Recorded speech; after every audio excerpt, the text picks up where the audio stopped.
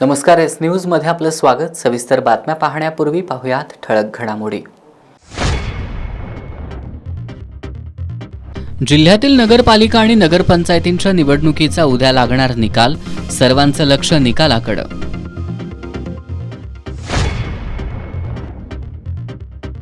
शिवाजी विद्यापीठात एबीव्हीपीच्या आंदोलनावेळी आंदोलकांची पोलीस आणि सुरक्षा रक्षकांसोबत झटापट। आईच्या उपचारासाठी निघालेल्या डॉक्टरचा अपघातात मृत्यू, पुणे बेंगलोर महामार्गावरील शिरोली जवळील घटना।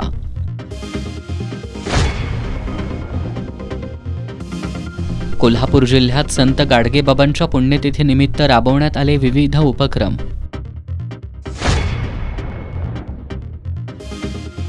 आणि शाहू छत्रपती केएसए फुटबॉल लीगमध्ये पीटीएमचा डबल धमाका, पीटीएम ब ची संध्यामठवर तर पीटीएम अ ची दिलबहारवर मात। हे आहे जीटीपीएल एसपीएन डिजिटल नेटवर्क आणि आपण पाहत आहात चॅनल एस।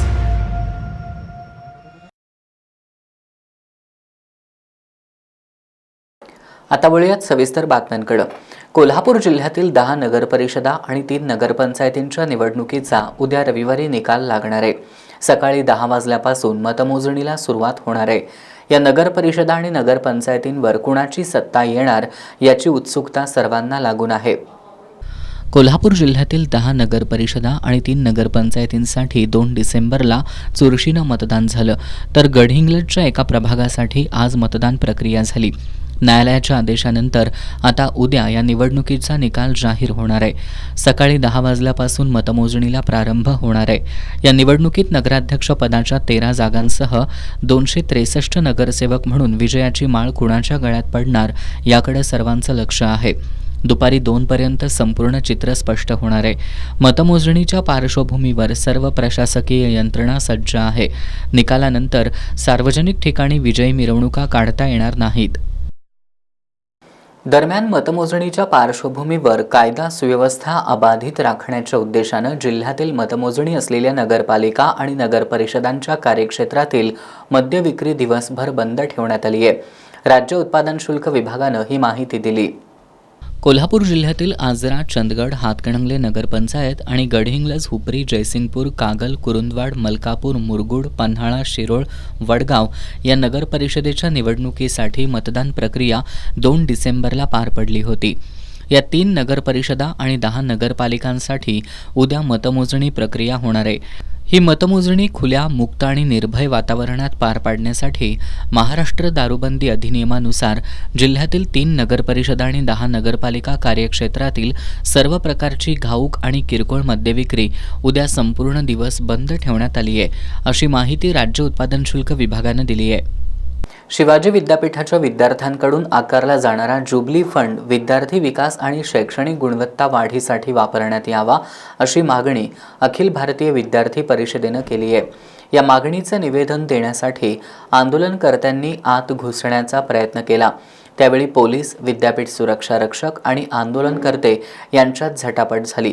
यानंतर या आंदोलनकर्त्यांनी जाग्यावरच ठिय्या मारला।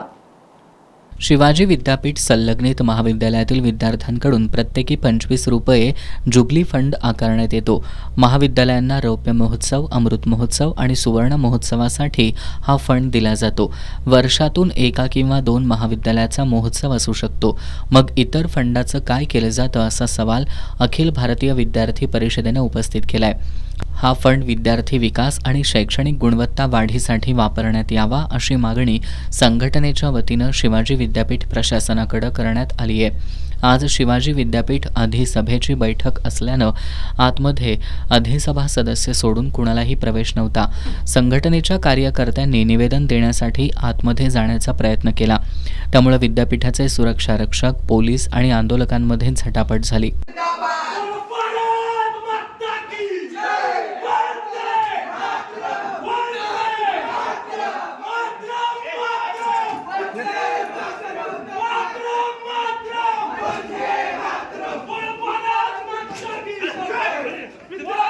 अखेर कुलसचिव डॉक्टर व्ही.एन. शिंदे यांनी बाहेर येत निवेदन स्वीकारलं.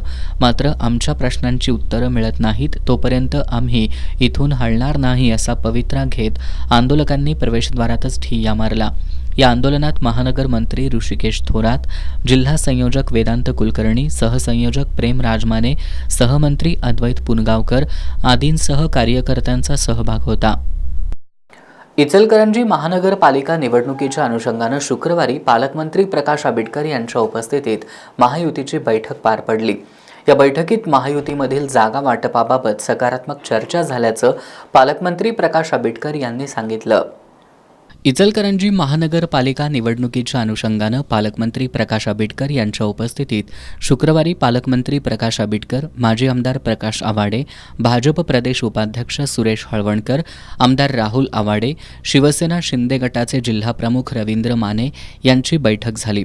या बैठकीनंतर बोलताना पालकमंत्री प्रकाश आंबेडकर यांनी महायुतीमधील घटक पक्षांमध्ये प्रत्येकाला जास्तीत जास्त जागा मिळाव्यात अशी अपेक्षा असल्याचं सांगितलं.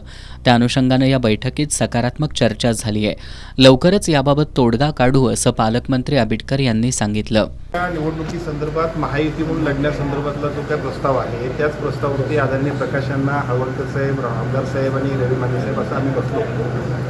महायुती म्हणून आणि शिवसेना भाजपची युती म्हणून करण्याबद्दलचा निर्णय आमचा पहिलाच झालेला आहे. युती करणं आणि त्या पद्धतीनं पुढे जाणं याबद्दलची आजची चर्चा सुद्धा अतिशय सकारात्मक झाली आणि त्याचे निर्णय आपल्याला निश्चितपणे पुढे कळतील. अजित पवार गटाचं महायुतीमध्ये येणार का? महायुती म्हणून येताना सगळ्यांनीच यावं असा सगळ्यांचाच प्रयत्न आहे. त्या पद्धतीचे प्रयत्न आदरणीय प्रकाशांना सुद्धा करतात आणि आम्ही सगळेजण सुद्धा त्या सगळ्या गोष्टीला सकारात्मक आहोत. पुढच्या भागामध्ये या सगळ्या गोष्टींची चर्चा सुद्धा होत राहील. साहेब, महायुतीसाठी जागे वाटपचं काय झालं आता? शिवसेनेला समजा तुम्ही 7-8च सोडल्या तर तुम्ही मान्य करता? पुण्याबद्दलचा जो काही निर्णय आहे तो आम्ही ठरवला आहे. जागा वाटप हा विषय आता टप्प्याटप्प्यानं अजून खूप दिवस आहेत, अजून फॉर्म भरायचे आहेत, आता मुलाखती सुरू आहेत. मुलाखतीनंतर प्रत्यक्षात या सगळ्या एकूण प्रक्रियेमध्ये वरिष्ठांच्या सगळ्या सूचनासुद्धा आम्हाला घ्याव्या लागतील. आम्ही ठरवलं तरी शेवटी आमच्या वरिष्ठांच्या कानावरती सुद्धा आम्हाला घालावं लागेल. ते घालू आणि आम्ही त्या पद्धतीने फक्त युती करायची आणि महायुती करून आपण ही निवडणूक जिंकायची. इचलकरंजी महानगरपालिकेची निवडणूक ही पहिल्यांदा होते महानगरपालिका म्हणून. त्यामुळे साहजिकच इथं भगवा झेंडा फडकला पाहिजे आणि तो अतिशय डौलानं फडकण्यासाठी आजचा निर्णय आमचा निश्चितपणे महानगरपालिकेच्या निवडणुकीत महत्त्वपूर्ण. तरी फॉर्म्युला काय असेल? हो, चर्चा समाधानकारक, सकारात्मक आणि उद्याच्या निवडणुकीला सुद्धा अतिशय चांगल्या पद्धतीने गती देणार. माहितीचा फॉर्म्युला काय असेल साहेब? आता तो पुढच्या टप्प्यात कळेल ना. आज चर्चा जी झाली आहे त्या चर्चेच्या अनुषंगाने आदरणीय आमदार साहेब, अण्णा, दोन्ही आमदार साहेब हे सगळेच मंडळी त्याच्यावरती ठरवतील. कोल्हापूर आणि इचलकरंजी महापालिकेवर महायुतीचा झेंडा फडकवू असा विश्वासही पालकमंत्री प्रकाश आंबेडकर यांनी व्यक्त केला. शिवाजी विद्यापीठातला राजकीय अड्डा बंद करा, विद्यापीठाला पूर्णवेळ कुलगुरू द्या यासह अन्य मागण्या काही अधिसभा सदस्यांनी केल्यात. या मागण्यांसाठी त्यांनी विद्यापीठाच्या मुख्य इमारतीच्या प्रवेशद्वारासमोर निदर्शनं केली. आजची अधिसभा सुरू होण्याआधी ही निदर्शनं करण्यात आली. शिवाजी विद्यापीठाची आज अधिसभा आयोजित करण्यात आली होती. अधिसभा सुरू होण्याआधीच काही सदस्यांनी विद्यापीठाच्या मुख्य इमारतीच्या प्रवेशद्वारात विविध मागण्यांसाठी निदर्शनं केली. नियमाप्रमाणे मागील अधिसभा झाल्यानंतर 8 महिन्याच्या आत पुढील अधिसभा घेणं बंधनकारक असताना 9.5 महिन्यांनंतर ही अधिसभा होतीये. त्यामुळे ही अधिसभाच बेकायदेशीर असल्याचा आरोप सदस्यांनी केलाय. यावेळी विद्यापीठाला पूर्णवेळ कुलगुरू द्या, अधिकार पदाचा मान ठेवा, त्याचा विनोद होऊ देऊ नका, घाशीराम कोतवाल पद्धतीचा कारभार थांबवा, शैक्षणिक गुणवत्ता वाढवा, भ्रष्टाचार बंद करा, बेकायदेशीर कारभार थांबवा असे आशय असणारे डिजिटल फलक सदस्यांनी परिधान केले होते. याप्रसंगी विद्यापीठ प्रशासन आणि राज्य सरकार विरोधात जोरदार घोषणाबाजी करण्यात आली. विद्यापीठ प्रशासन राजकारण करण्यात व्यस्त आहे, त्यामुळे विद्यापीठातला राजकीय अड्डा बंद करा अशी मागणी करण्यात आली. जे या 2 महिन्याच्या कालावधीमध्ये प्रभारी पदाचा खेळ चालू आहे आणि एक समन्वयाचा अभाव दिसून येतो. मनमानी कारभार चालू आहे, भ्रष्टाचार चालू आहे आणि मोठ्या संख्येनं विद्यापीठातनं शिक्षणाकडे लक्ष न देता एक राजकीय अड्डा मांडलेला आहे. त्यामुळे आमची मागणी अशी आहे की राजकीय अड्डा हा बंद करायला पाहिजे. प्रभारी पदाचा खर्च तुमचा जो प्रभारी पदाचा जो खेळ चालू आहे तो बंद केला पाहिजे आहेत. जे प्रभारी आहेत त्या प्रभारींनी जो खेळ आणि मनमानी कारभार चालू केलेला आहे, जो काही घाशीराम कोतवालला लाजवेल असं नाट्य या विद्यापीठ परिसरामध्ये चालू आहे, ज्याची चर्चा विद्यापीठ वर्तुळामध्ये विद्यार्थी असेल, शिक्षक असेल, कर्मचारी असेल, अधिकारी असेल, सर्व घटकातून चर्चा चालू आहे की हा घाशीराम कोतवाल नाट्य या विद्यापीठात चालू आहे. हा मनमानी कारभार बंद झाला पाहिजे, हा भ्रष्टाचार बंद झाला पाहिजे. हे विद्यापीठ जनतेचं विद्यापीठ आहे. या कोल्हापुरातील स्वाभिमानी लोकांनी उभारलेलं, श्रमदानातून उभारलेलं विद्यापीठ आहे. असला प्रकार या विद्यापीठामध्ये आम्ही खपवून घेणार नाही. या लोकांना आम्ही त्यांची जागा दाखवून देऊ. कोल्हापूरच्या स्वाभिमानाला डिवचायचा प्रयत्न जर हे प्रशासन मगरूर प्रशासन करत असेल तर त्यांना त्यांचा माज उतरवण्याची तयारी कोल्हापूरच्या स्वाभिमानी जनतेमध्ये आहे आणि ती तयारी वेळोवेळी ती दाखवलेली आहे. त्यामुळे आम्ही हा विचारात येतो की प्रशासनानं विद्यार्थी केंद्रित, विद्यार्थी भिमुखच काम केलं पाहिजे. बाकीच्या गोष्टी आणि राजकीय गोष्टी जर इथं चालवल्या तर आम्ही त्या खपवून घेणार नाही. या आंदोलनात अधिसभा सदस्य ॲडव्होकेट अभिषेक मिठारी, ॲडव्होकेट अजित पाटील, ॲडव्होकेट अभिजित कापसे, अमित जाधव, विष्णू खाडे आदींचा सहभाग होता. आजरा तालुक्यातील कागिनवाडी इथल्या डॉक्टर तरुणाचा अपघातात दुर्दैवी मृत्यू झालाय. डॉक्टर प्रसाद दिनकर बुगडे हे आपल्या आईच्या उपचारासाठी जात असताना पुणे बेंगलोर राष्ट्रीय महामार्गावरील शिरोली इथं ट्रकनं त्यांच्या दुचाकीला धडक दिली. या धडकेत डॉक्टर बुगडे हे जागीच ठार झाले. या अपघातामुळं आई आणि मुलाची कायमचीच ताटातूट झाली आहे. आजरा तालुक्यातील कागिनवाडी इथले प्रसाद दिनकर बुगडे हे मिरज इथं वैद्यकीय व्यवसाय करत होते. आज आईच्या डोळ्याचं ऑपरेशन असल्यानं ते कणेरी मठातील दवाखान्यात जाणार होते. यासाठी बुगडे हे सकाळी आपल्या दुचाकीवरून मिरजहून दवाखान्याकडे निघाले होते. पुणे बेंगलोर राष्ट्रीय महामार्गावरील शिरोली गावच्या हद्दीत पंचगंगा नदीजवळ आल्यानंतर अज्ञात ट्रकने त्यांच्या दुचाकीला पाठीमागून जोराची धडक दिली. या धडकेत डॉक्टर प्रसाद बुगडे हे जागीच ठार झाले. आईला भेटण्यासाठी फक्त 1 किलोमीटर अंतर कमी असताना बुगडे यांचा आईच्या भेटीविनाच मृत्यू झाला. या अपघाती मृत्यूनं कुटुंबियांना मोठा धक्का बसला असून परिसरात हळहळ व्यक्त होतीये. ज्योतिबा डोंगराच्या पूर्व बाजूला असणाऱ्या शिवताई परिसरातील डोंगराला आग लागली आहे. या आगीत शेकडो झाडं जळून खाक झाली आहेत. आगीचं कारण समजू शकलेलं नाही. गेल्या काही महिन्यांपासून नानासाहेब धर्माधिकारी प्रतिष्ठान तसंच देवस्थान समिती आणि इतर संघटनांच्या माध्यमातून ज्योतिबा डोंगरावरील तोरणाई कडा परिसरात गायमुख परिसर आणि अन्य ठिकाणी वृक्षारोपण करून त्याचं संवर्धन केलं जाते. 2 दिवसांपूर्वी गायमुख परिसरात राष्ट्रीय महामार्गाच्या कामात बाधित झालेल्या मोठ्या वृक्षांचं शास्त्रोक्त पद्धतीनं पुनर्रोपण करण्यात आलं. एकीकडे डोंगरावर वृक्षारोपण करून त्यांचं संवर्धन करून डोंगर हिरवागार करण्याचं काम सुरू असतानाच डोंगराच्या पूर्व बाजूला गिरोली ते पोहाळे मार्गावर असणाऱ्या शिवताई परिसरातील डोंगराला आग लागली आहे. या आगीत डोंगरावरील झाडं, झुडपं, वाळलेलं गवत, त्याचबरोबर पशु पक्षी, सरपटणारे प्राणी जळून खाक झालेत. या आगीचं कारण अद्याप अस्पष्ट असलं तरी ही आग लावली असल्याचा संशय व्यक्त केला जातोय. याबाबत ग्रामस्थ आणि भाविकांनी तीव्र नाराजी व्यक्त केली असून संबंधितांवर कारवाई करण्याची मागणी होतीये. अमेरिकेतील 70 लाखांहून अधिक लोकांनी रस्त्यावर येऊन एकाधिकारशाहीला विरोध केला. हे अमेरिकेतील जन आंदोलनच होतं. अशाच प्रकारचं आंदोलन उभं करणं ही काळाची गरज आहे असं प्रतिपादन डॉक्टर अजित अभ्यंकर यांनी व्यक्त केलंय. शाहू स्मारक भवन इथं श्रमिक प्रतिष्ठानच्या वतीनं आयोजित केलेल्या कॉम्रेड अवी पानसरे व्याख्यानमालेत ते बोलत होते. श्रमिक प्रतिष्ठानच्या वतीनं आयोजित कॉम्रेड अवी पानसरे व्याख्यानमालेत डॉक्टर अजित अभ्यंकर यांनी अमेरिकेतील जन आंदोलनं आणि बदलाचे वारे या विषयावर विस्तृत विवेचन केलं. अमेरिकेतील राज्यकर्त्यांना एकाधिकार असला पाहिजे अशा प्रकारचे स्पष्ट कार्यक्रम सत्ताधारी वर्गानं उभा केलाय. असं हे अमेरिकेचं हिंस्र रूप आपल्यासमोर येत असल्याचं डॉक्टर अजित अभ्यंकर यांनी सांगितलं. लोकशाही व्यवस्था हा भांडवलशाहीचा एक आविष्कार आहे, पण लोकशाही व्यवस्था ही भांडवलशाहीची अंगभूत व्यवस्था नाहीये.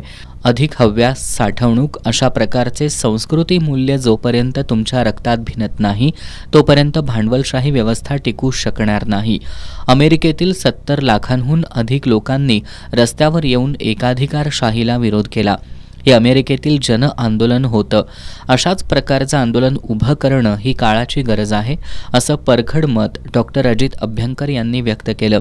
यावेळी डॉक्टर उदय नारकर यांच्यासह श्रमिक प्रतिष्ठानचे पदाधिकारी उपस्थित होते.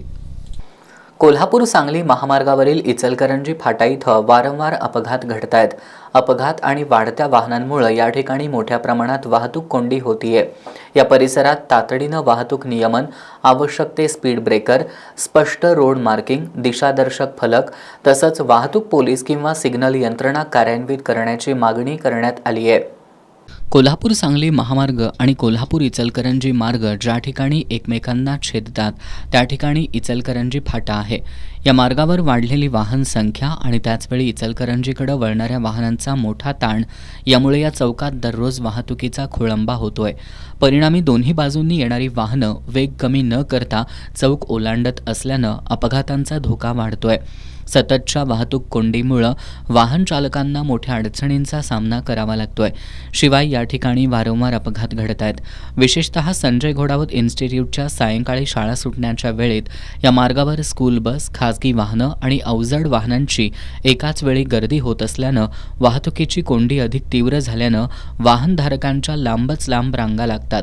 सध्या वाहतूक कोंडीचा प्रश्न गंभीर बनल्यानं या ठिकाणी तातडीनं वाहतूक नियमन, आवश्यक ते स्पीड ब्रेकर, स्पष्ट रोड मार्किंग, दिशादर्शक फलक तसंच वाहतूक पोलीस किंवा सिग्नल यंत्रणा कार्यान्वित करावी. तसंच लोकप्रतिनिधींनी तातडीनं लक्ष घालावं आणि इचलकरंजी फाटा इथं सुरक्षित आणि सुव्यवस्थित वाहतूक व्यवस्था उभारावी अशी मागणी नागरिकांनी केली आहे. Rotary club of Kolhapur sunrise आणि शिवाजी पार्क दुर्दशा ग्रुप यांच्या संयुक्त विद्यमानं पंचगंगा स्मशानभूमीला 1,00,000 शेणीदानाचा संकल्प करण्यात आलाय. टप्प्याटप्प्यानं हे शेणीदान करण्यात येणार आहेत. पहिल्या टप्प्यात आज रोटरी क्लबच्या वतीनं 23,000 शेणी दान करण्यात आल्या. Rotary club of Kolhapur sunrise आणि शिवाजी पार्क दुर्दशा ग्रुप यांच्या संयुक्त विद्यमानं पंचगंगा स्मशानभूमी 1,00,000 शेणीदानाचा संकल्प करण्यात आलाय.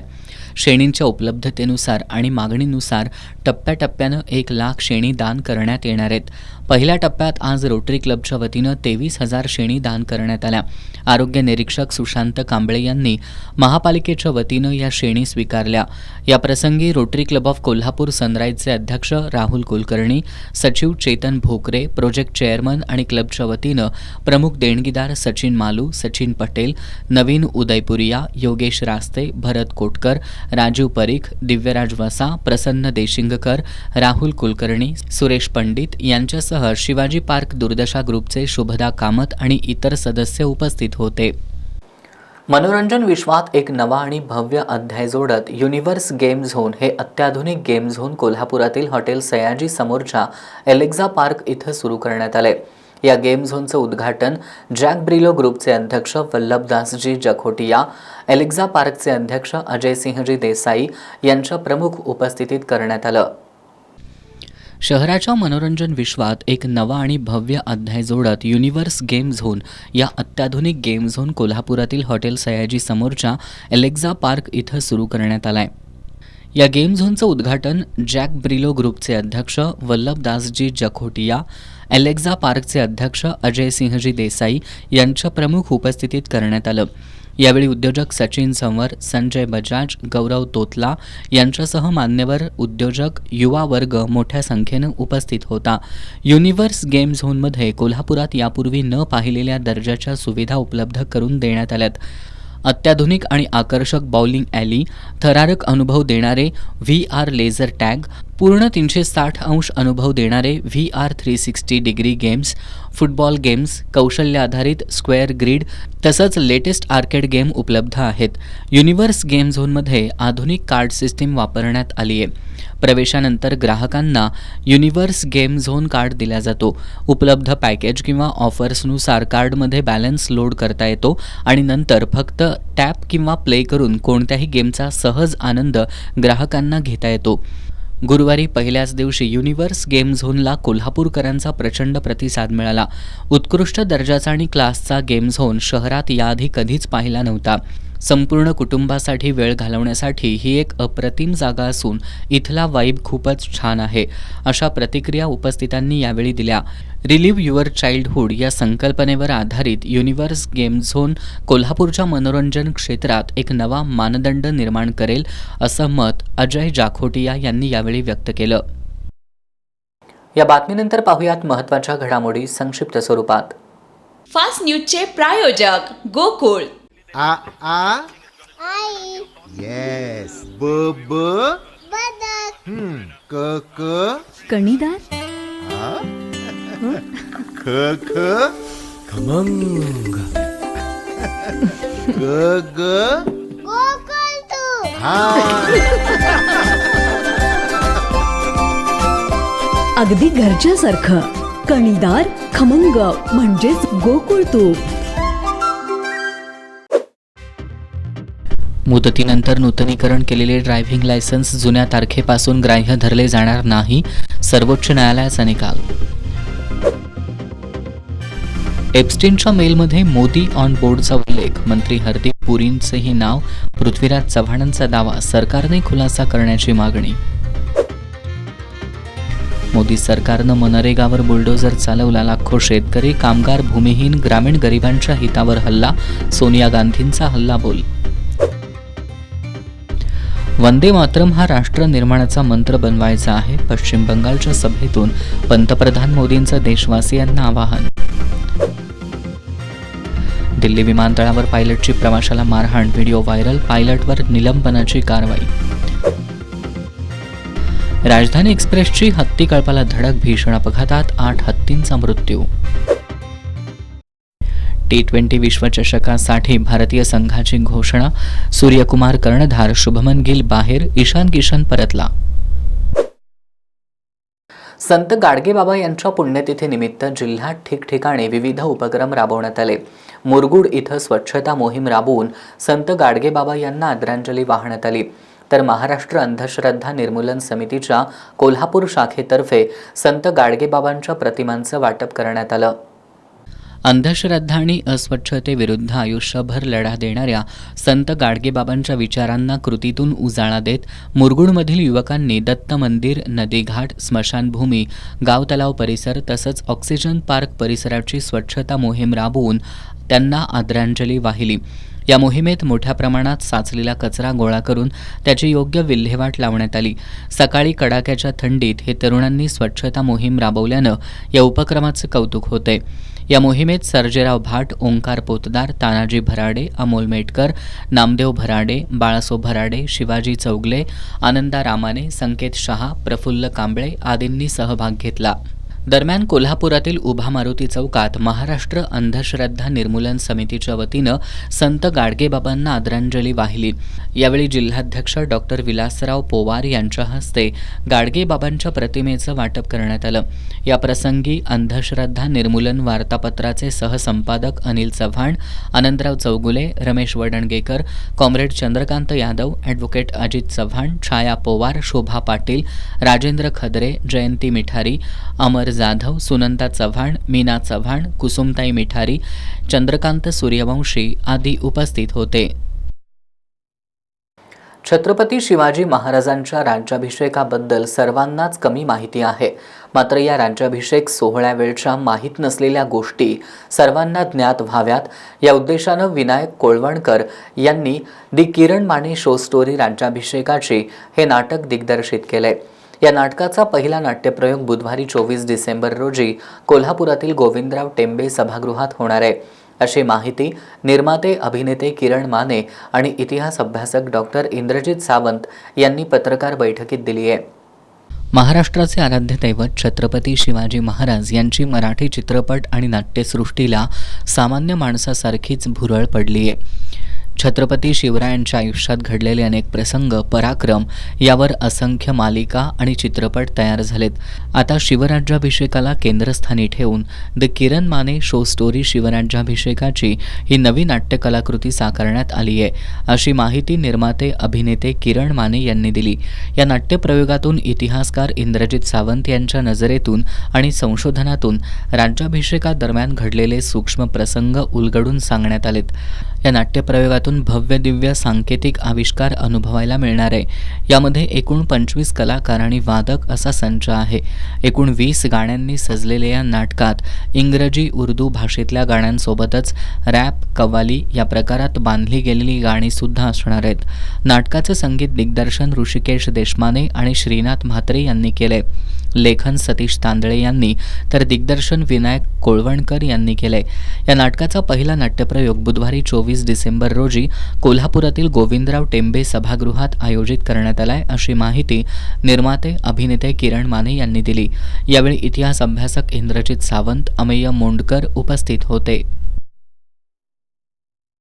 कोल्हापूर महानगरपालिकेच्या मेजर ध्यानचंद हॉकी स्टेडियमला राष्ट्रीय आणि आंतरराष्ट्रीय हॉकी सामने आयोजित करण्यासाठी ऑस्ट्रेलियातील फेडरेशन ऑफ इंटरनॅशनल हॉकी असोसिएशनची अधिकृत मान्यता मिळाली आहे. यानंतर हॉकी खेळाडूंनी आनंदोत्सव साजरा केलाय. 25 वर्षांच्या संघर्षाची स्वप्नपूर्ती झाल्याच्या भावना हॉकीप्रेमी आणि खेळाडूंकडून व्यक्त करण्यात आल्यात. कोल्हापुरातून आंतरराष्ट्रीय दर्जाचे हॉकी खेळाडू घडावेत यासाठी गेल्या 25 वर्षांपासून जिल्हा हॉकी संघटनेकडून सातत्यानं प्रयत्न केले जात आहेत. अखेर या प्रयत्नांना यश आलं असून मेजर ध्यानचंद यांच्या नावानं असलेल्या हॉकी स्टेडियमवर आता आंतरराष्ट्रीय आणि राष्ट्रीय सामने भरवण्यासाठी मान्यता मिळाली आहे. याबाबत ऑस्ट्रेलियातील फेडरेशन ऑफ इंटरनॅशनल हॉकी असोसिएशनचं पत्र नुकतंच महापालिकेला प्राप्त झालंय. यानंतर हॉकीप्रेमींनी आनंदोत्सव साजरा केलाय. 25 वर्षांच्या संघर्षाची स्वप्नपूर्ती झाल्याच्या भावना हॉकीप्रेमी आणि खेळाडूंनी व्यक्त केल्या. मुंबई, पुण्यानंतर पश्चिम महाराष्ट्रातील कोल्हापुरात आंतरराष्ट्रीय हॉकी सामन्यांच्या आयोजनाचा मार्ग मोकळा झालाय. यासाठी गेली 25 वर्ष पाठपुरावा केला असून मला सर्वांचं सहकार्य लाभल्याचं हॉकी संघटक विजय साळुंखे सरदार यांनी सांगितलंय. आपले मुलं खेळाडू आज शाहूनगरी क्रीडा नगरी आहे. हे आधुनिक ग्राउंड्स निघाल्यामुळे अनेक इथे खेळाडू चांगले आहेत, पण त्यांचा उपयोग होत नव्हता. त्या पद्धतीने मी हॉकीचं स्टेडियम करायचा प्रयत्न केला. त्यासाठी मला कोल्हापूर महापालिकेचे अधिकारी, आयुक्त, माजी नगरसेवकांनी भरपूर, तसंच प्रशासनाने भरपूर मदत केली, क्रीडा विभागाने केली, आमदार खासदारांनी हा प्रोजेक्ट पुढे नेला आणि दिल्ली ठिकाणी. त्यानंतर खेलो इंडिया 2016ला जेव्हा स्थापन झाली त्यावेळेला टर्फसाठी असं प्रत्येक खेळाला बजेट धरलं होतं. त्याचा आम्ही पाठपुरावा केला आणि त्या पद्धतीने मला खेलो इंडियातनं 5.5 कोटी रुपये मंजूर झाले. आपण ग्रासवर भरपूर खेळत होतो. स्टेटला आम्ही 25 वर्ष फर्स्ट आहे, पण टर्फचा अनुभव आल्यामुळे हारत होती. पण आज तो त्याचा फायदा झाला. आज आपली पूर्ण इंडिया आरामात खेळू शकतील याची मला गॅरंटी आहे. माझ्या पोरांना तेवढीच कमी होती आणि माझं खेळाडूंना मोठं झालं, खेळायलाही सुद्धा, हेच माझं मत आहे. मला आनंद वाटला 25 वर्ष मी जे झटलो, जे खरोखरच आपल्याला मिळालं पुढच्या पिढीला, त्याला यश आलं. आणि त्या यशासाठी या लोकांनी, पत्रकार बंधू, कॅमेरामॅन येत आहेत, यांनी भरपूर मदत केल्याबद्दल मी त्यांचं मनपूर्वक, आमदार, खासदार, माजी नगरसेवक, प्रशासन डीएस ऑफिसचा विजय साळुंखे साहेब, आपला ऋणी आहे. मला जाण आहे, मी आयुष्यात तुम्हाला विसरणार नाही आणि माझंच खेळाडूंना मोठं वापर खेळायला विसरू नका, एवढंच मत आहे. गेल्या अनेक दिवसांपासून मातीच्या मैदानावर हॉकी खेळ खेळताना अडथळे येत होते. सध्या टर्फ मैदानामुळं आंतरराष्ट्रीय स्तरावरील खेळाडू तयार होण्यासाठी मदत होणार आहे. आम्हालाही आंतरराष्ट्रीय सामने खेळता येतील असा विश्वास हॉकी खेळाडू जयदीप सुर्वे यानं व्यक्त केला. आम्ही गेले 3 ते 4 वर्ष हॉकी खेळतोय, पण कोल्हापूरला असं व्हायचं की आम्हाला हॉकी खेळायला ग्राउंड मिळत नव्हतं. आमचं ग्राउंड पण जरा खराब होतं. मग आम्ही सरदार सरांना अप्रोच केला. सरदार सरांनी एक सांगितलं की टर्फ आपल्याकडे होणार आहे म्हणून, इथं काही दिवसात राष्ट्रीय आंतरराष्ट्रीय स्तरावरच्या मॅच होतील म्हणून. पण टर्फ काय तयार होत नव्हतं. मग आम्ही माझ्या ग्राउंडवर प्रॅक्टिस करायचो.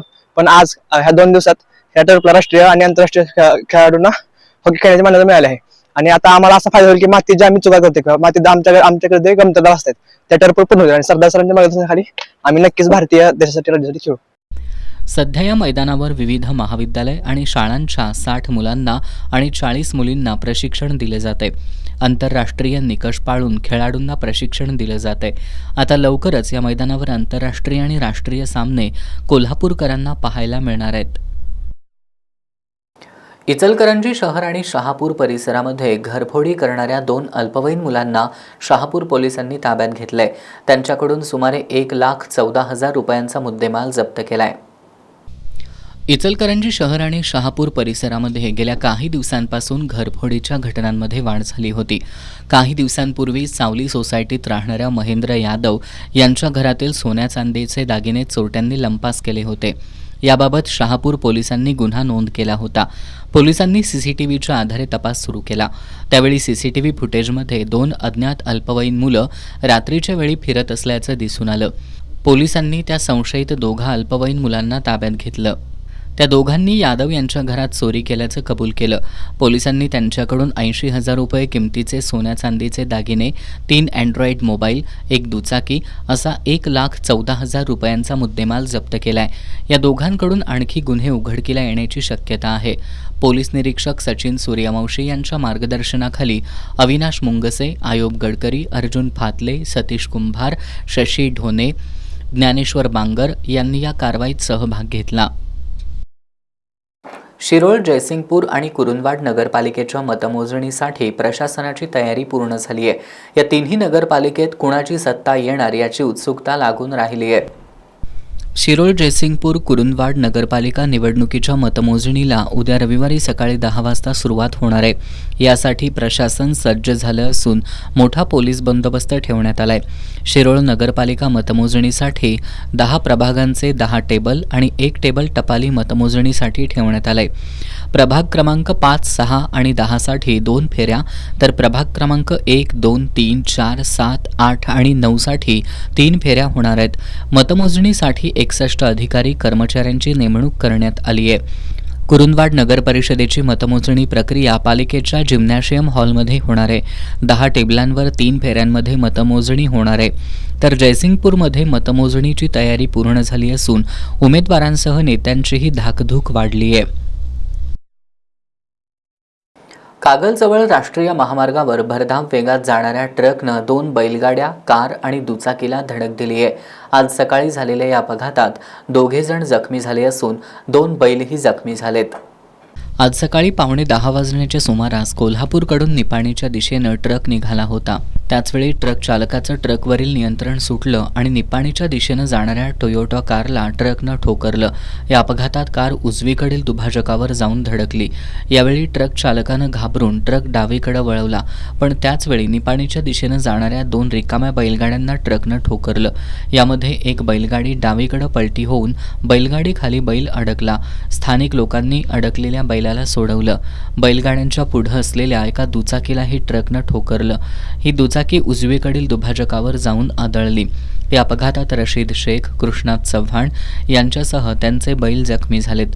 कार, बैलगाडी आणि दुचाकींचंही मोठं नुकसान झालंय. या प्रकरणी ट्रक चालक आयुब इस्माईल मुजावर याच्यावर गुन्हा दाखल करण्यात आलाय. शाहू छत्रपती KSA फुटबॉल लीगमधील आजचा पहिला सामना PTM ब विरुद्ध संध्यामठ तरुण मंडळ यांच्यात खेळण्यात आला. हा सामना PTM ब संघानं 2-0 गोल फरकानं जिंकला. दुसऱ्या सामन्यात PTM अ संघानं दिलबहार तालीम मंडळाचा 3-0 गोलनं पराभव केला.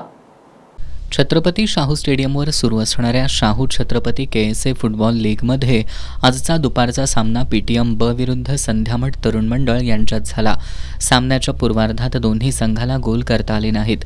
उत्तरार्धात 60व्या मिनिटाला PTM ब संघाच्या रोहन कुमार कांबळे यानं गोल करत संघाला आघाडी मिळवून दिली. यानंतर यश मुळीक यानं 75व्या मिनिटाला गोल करत संघाला 2-0 अशी आघाडी मिळवून दिली. अखेरपर्यंत हीच आघाडी कायम राहिल्यानं हा सामना PTM ब संघानं 2-0 गोल फरकानं जिंकला. PTM ब संघाकडून गुरुराज कातकर, सार्थक राऊत तर संध्यामठकडून आशिष पाटील, मसूद मुल्ला, अभिषेक साळोखे यांनी उत्कृष्ट खेळाचं प्रदर्शन केलं. सायंकाळच्या सत्रात PTM अ विरुद्ध दिलबहार तालीम मंडळ यांच्यात सामना झाला. सुरुवातीपासूनच दोन्ही संघांकडून आक्रमक खेळ खेळण्यात आला. पूर्वार्धात 18व्या मिनिटाला PTM अ संघाच्या ओंकार मोरे यानं गोल केला. उत्तरार्धात पुन्हा PTMचा खेळाडू ओंकार मोरेनं गोल करत संघाला 2-0 अशी आघाडी मिळवून दिली. 58व्या मिनिटाला यश देवणे यानं मैदानी गोल करत संघाला 3-0 अशी भक्कम आघाडी मिळवून दिली. शेवटपर्यंत हीच आघाडी कायम राहिल्यानं हा सामना PTM अ संघानं 3-0 गोल फरकानं जिंकला. PTM अ संघाकडून दिग्विजय बसरगे, रोहित मंडलिक, नबी खान, यश देवणे, प्रथमेश शेरेकर, ओंकार मोरे तर दिलबहार संघाकडून प्रीतम भोसले, माणिक पाटील, गंधर्व घाटगे, हेबिन, सार्थक मगदूम, स्वयं साळोखे यांनी उत्कृष्ट खेळाचं प्रदर्शन केलं. उद्या दुपारच्या सत्रात झुंजार क्लब विरुद्ध प्रॅक्टिस फुटबॉल क्लब तर सायंकाळी 4 वाजता खंडोबा तालीम विरुद्ध वेताळमाळ तालीम मंडळ यांच्यात लढत होणार आहे. राधानगरी तालुक्यातील पडसाळीपैकी चव्हाणवाडी इथं गुरे राखणाऱ्या तरुणाला बिबट्याचं दर्शन झालं. त्या तरुणानं त्याचा व्हिडिओ करत सोशल मीडियावर पोस्ट केलाय. बिबट्याचा वावर असल्याबाबत ग्रामस्थांनी वनविभागाला सांगूनही वनविभागानं अद्याप गावाला भेट दिली नाही. बिबट्याच्या भीतीनं गावातील जनजीवन विस्कळीत झालंय. शेतीवर अवलंबून असलेल्या इथल्या नागरिकांना बिबट्याच्या भीतीनं घरातच थांबावं लागतंय. गावातील या परिस्थितीचा आढावा घेतलाय आमचे राधानगरीचे प्रतिनिधी नामदेव कुसाळे यांनी. चव्हाणवाडी इथल्या एका जनावरं राखणाऱ्या शेतकरी मुलग्याला बिबट्याचं दर्शन झालं आणि त्यानं त्याचा व्हिडिओ मोबाईलमध्ये करत त्याला सोशल मीडियावर व्हायरल केलं. त्यानंतर या गावामध्ये आता भीतीचं वातावरण असल्याचं आपल्याला पाहायला मिळतं आहे. आता संध्याकाळचं 4:30 वाजलेत आणि इथं आता पाहिलं तर इथल्या लोकांनी दारं बंद करून घरात राहणं पसंत केलं आहे. मुख्यतः इथला शेती हा मुख्य व्यवसाय आहे आणि शेतीमध्ये आता भुईमुगाची टोकन करणं त्याचबरोबर ऊस तोडणं परत अशी कामं चालू आहेत गवत कापण्यासारखी. परंतु ही बिबट्याच्या भीतीमुळं इथले नागरिक हे घराचं दार बंद करून आतमध्ये बसलेले आहेत. आता आम्ही आल्यानंतर काही लोक आमच्या सोबत इथं आल्यानंतर आम्हाला पाहायला मिळाली. त्यांना जी भीती आहे ती आपण जाणून घेऊयात.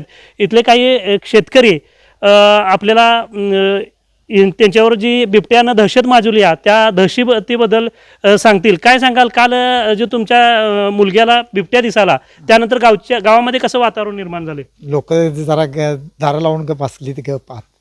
नेमकं बिबट्याचा तुम्हाला काय त्रास झाला? काय त्रास आहे ते म्हशी चारा घेऊन गेलं की ते हे होते, काय भीती वाटते. काय त्यांनी काय इथलं पाळीव प्राण्यांना काय त्रास? पाळीव कुत्री नेली. किती कुत्री नेली? तरी 5-6 कुत्री नेली आतापर्यंत. मग तुम्ही वन विभागाला काय कळवलं? काय कळवलंय की काय त्यांनी सांगितलं? काय कोण आलेलं नाही तिकडे, आलेलं नाहीत आतापर्यंत. फोन केला होता? केला आता. इथलं दुर्दैव म्हणजे इथल्या नागरिकांनी वन विभागाला दूरध्वनीद्वारे सांगून सुद्धा इथं वन विभागाचा एकही अधिकारी आलेला नाही. खरं पाहता हा परिसर हा जंगल व्याप्त परिसर आहे. त्यामुळं वन विभागाचं कर्तव्य आहे की इथल्या नागरिकांना वन्यजीवापासून संरक्षण देणं हे गरजेचं होतं. परंतु इथं एकसुद्धा अधिकारी अद्याप आलेला नाही. सोशल मीडियावरचा व्हिडिओ पाहून आम्ही इथं आलो, परंतु वन्यजीव विभागाला फोन करूनसुद्धा ते आलेले नाहीत. त्याबद्दल इथल्या नागरिकांच्याकडून वन विभागाच्या वर काय त्यांची प्रतिक्रिया आहे हे जाणून घेऊया. काय सांगाल?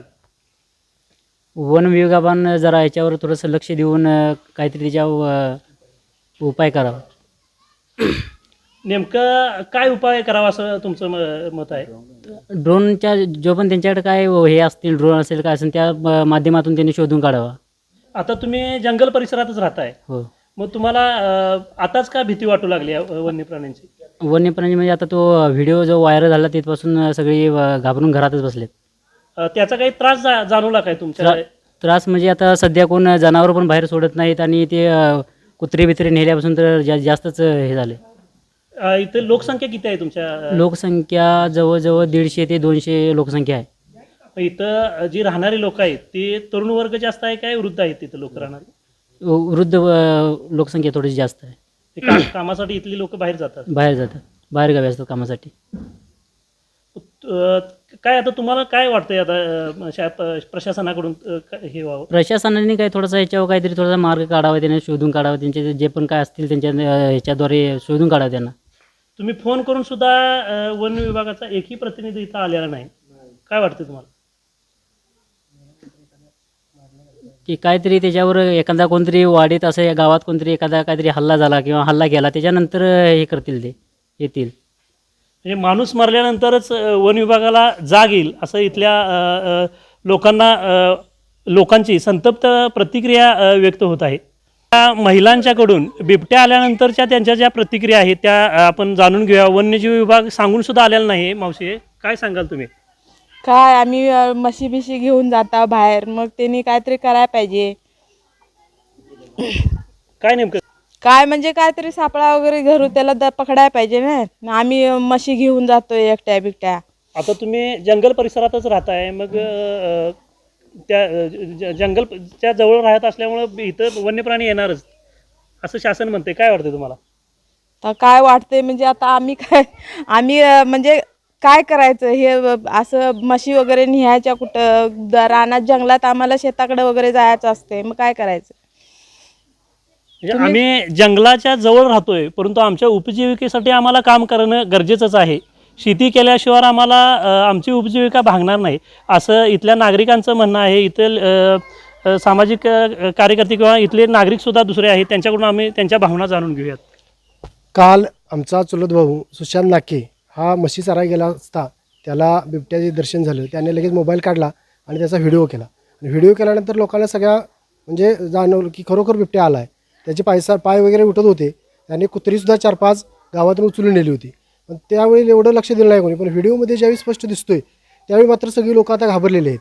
आणि फॉरेस्ट ऑफिसला फोन केल्यानंतर त्यांना सांगितलं की आमच्या इथे बिबट्या आला आहे. पण त्यांनी काय सांगितलं की तुम्ही घरातून बाहेर पडू नका. आता जर बघायला गेलं तर आमच्या इथे शेती हा प्रमुख व्यवसाय आहे आणि सगळी तरुण वर्ग जो आहे तो बाहेर मुंबई कोल्हापूर या ठिकाणी आहे. आणि इथे जे राहणारे आहेत ते सगळे वयस्कर लोक आहेत. आणि आता सध्या गवत कापणी आणि ऊस तोडणी किंवा ऊस लावणी ही कामं चालू आहेत. आणि त्यामुळं लोकांनी शेतात जायचं का नाही. जर जायचं त्यांनी सांगितलं घरात राहा. घरात राहून जनावरांना खायला काय घालायचं किंवा जनावरांची जी उन्हाळ्याची जी म्हणजे धान्याचं ह्याचं गवत साठा जो आहे तो करावा लागतो. आता तो कसा करायचा. गवत वाकायला जर खाली कापायला जर वाकलं खाली आणि जर बिबट्याला पाठीमागून हल्ला केला आणि एखाद्याचा जीव घेतला तर मग वन विभाग जागा होणार काय. अशा इथनं लोकांच्या प्रतिक्रिया आहेत.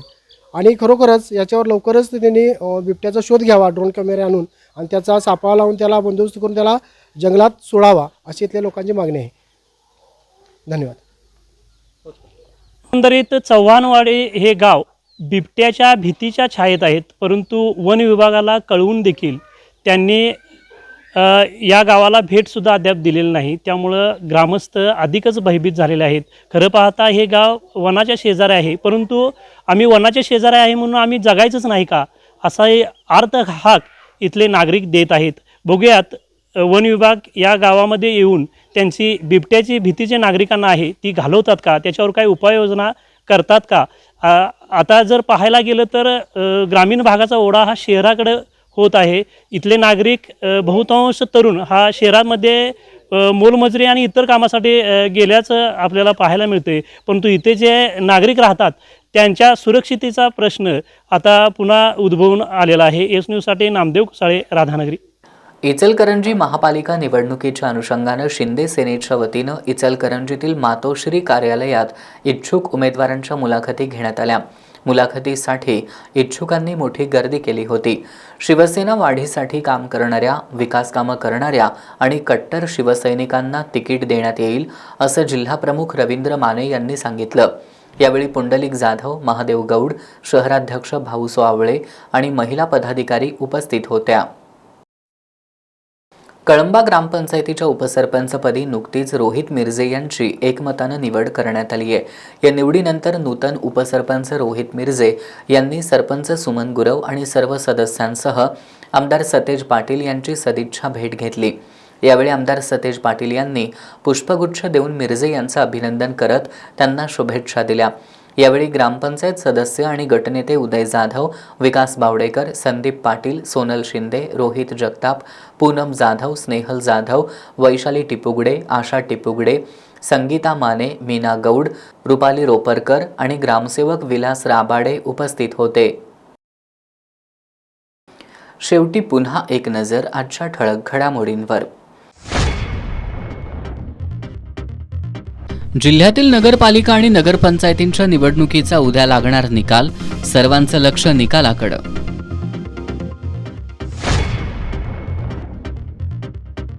शिवाजी विद्यापीठात ABVPच्या आंदोलनावेळी आंदोलकांची पोलीस आणि सुरक्षा रक्षकांसोबत झटापट. आईच्या उपचारासाठी निघालेल्या डॉक्टरचा अपघातात मृत्यू, पुणे बेंगलोर महामार्गावरील शिरोली जवळील घटना.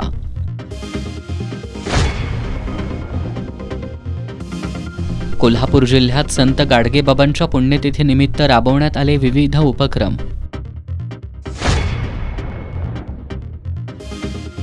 आणि शाहू छत्रपती KSA फुटबॉल लीगमध्ये PTMचा डबल धमाका. PTM ब ची संध्यामठवर तर PTM अ ची दिलबहारवर मात. बातम्यांच्या ताज्या अपडेट्ससाठी एस न्यूज कोल्हापूर या आमच्या वेबसाईटला भेट द्या. त्याचबरोबर एस न्यूज कोल्हापूर हे यूट्यूब चॅनल सबस्क्राईब करा. याबरोबरच आजचं बातमीपत्र संपलं. नमस्कार.